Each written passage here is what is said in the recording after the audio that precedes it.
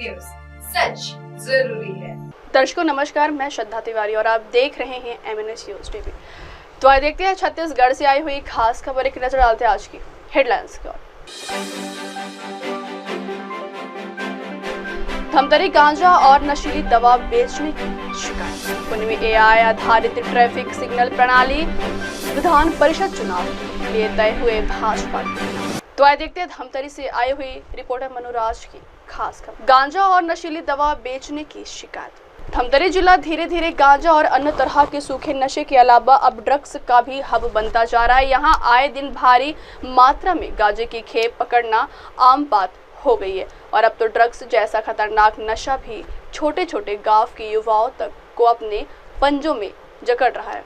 Police से प्राप्त जानकारी के अनुसार ग्राम हरदा में ईशान यादव के द्वारा गांजा और नशीली दवा बेचने की शिकायत एक मुखबिर के द्वारा पुलिस को प्राप्त हुई, जिस पर त्वरित कार्रवाई करते हुए पुलिस ने रेड मारी और ईशान यादव को रंगे हाथों गिरफ्तार किया। ईशान के पास से करीब 450 ग्राम गांजा और नशीली दवा स्पासमो प्रोक्सी-1 प्लस जब्त की गई, जिसकी कुल कीमत 36,310 आंकी गई है।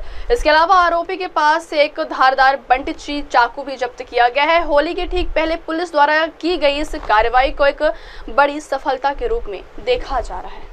दिनांक 10/3/2025 को थाना कुरुज में मुखबिर सूचना प्राप्त हुआ कि ग्राम हरदा के ईशान यादव नाम का व्यक्ति अपने घर ग्राम हरदा में नशीली कैप्सूल एवं गांजा रखकर अवैध रूप से बिक्री कर रहा है। इस सूचना पर साइबर टीम धमतरी एवं थाना कुरुज के संयुक्त स्टाफ के द्वारा रेड कार्रवाई करने पर आरोपी ईशान यादव के कब्जे से नशीली कैप्सूल 1392 नग एवं 440 ग्राम गांजा व धारदार नुकीली बटंची चाकू 1 नग गांजा एवं कैप्सूल बिक्री रकम 16,000 रुपये, कुल रकम 36,521 रुपये का जब्त कर आरोपी के विरुद्ध अपराध क्रमांक 71/2025 धारा 22 का 20B NDPS act 25 arms act के तहत कार्रवाई कर आरोपी को न्यायिक हिरासत पर भेजा गया है। अगली खबर, पुणे में AI आधारित ट्रैफिक सिग्नल प्रणाली। शहर में बढ़ती ट्रैफिक जाम की समस्या का समाधान निकालने के लिए ट्रैफिक नियमों का उल्लंघन करने वालों के खिलाफ सख्त कार्रवाई की जाएगी। इसके अलावा शहर में यातायात को सुचारू बनाने के लिए कृत्रिम बुद्धिमत्ता पर आधारित ट्रैफिक सिग्नल प्रणाली विकसित की जाएगी। यह जानकारी गृह राज्य मंत्री योगेश कदम ने दी। विधानसभा सदस्य चेतन तुपे ने इस विषय पर ध्यान आकर्षित करने की सूचना प्रस्तुत की थी, जिसमें विधायक सुधीर वनगटीवार ने भी चर्चा में भाग लिया। गृह राज्य मंत्री कदम ने कहा कि ड्रग एंड ड्राइव कानून को और अधिक सख्त किया जाएगा। ऐसे मामलों में अपराधियों पर कड़ी कार्रवाई होगी और उनकी जल्द रिहाई रोकने के लिए कानूनी संशोधन किए जाएंगे।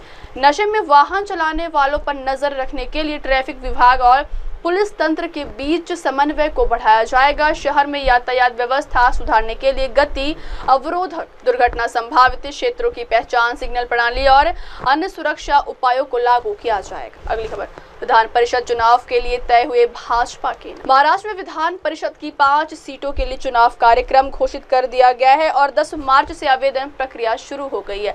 इसलिए महायुति में भाजपा, शिवसेना और राष्ट्रवादी कांग्रेस के भीतर इन सीटों के लिए जोरदार लॉबिंग चल रही है और इन 5 सीटों के लिए 27 मार्च को मतदान होगा। इसमें भाजपा की ओर से 3 तथा शिंदे गुट और अजित पवार गुट की ओर से एक सीट के लिए चुनाव हो रहा है। सूत्रों का कहना है कि भाजपा की ओर से 3 नाम दिल्ली भेजे गए हैं। विधान परिषद की 5 रिक्त सीटों के लिए मतदान प्रक्रिया 27 मार्च को होगी और इसके लिए चुनाव आयोग द्वारा कार्यक्रम की घोषणा कर दी गई है। जैसे ही नामांकन दाखिल करने की प्रक्रिया शुरू हुई है, राजनीतिक दलों के भीतर तेजी से घटनाक्रम घटित हो रहे हैं। भाजपा ने विधान परिषद के लिए 3 उम्मीदवारों की सूची दिल्ली भेजी है। दिलचस्प बात यह है कि भाजपा के 3 उम्मीदवार परिषद के लिए मैदान में होंगे। इसमें संभावना जताई जा रही है कि महाराष्ट्र भाजपा की ओर से 3 वफादार नेताओं दादा राव केचे, अमरनाथ राजूरकर और माधव भंडारी को दिल्ली का मौका दिया जाएगा। विधान परिषद के लिए राष्ट्रवादी कांग्रेस पार्टी के उम्मीदवार पर फैसला करने के लिए आज पार्टी के शीर्ष नेताओं की बैठक हुई। और वक्त हो चला दर्शकों ब्रेक का। ब्रेक से लौटेंगे के बाद देखिएगा देश और दुनिया की तमाम बड़ी खबरें। बने रहिए MNS न्यूज टीवी पर। नमस्ते, मैं हूँ वैशाली माड़े और आप देख रहे हैं MNS न्यूज। देखते रहिए MNS। आप देख रहे हैं MNS न्यूज, सच जरूरी।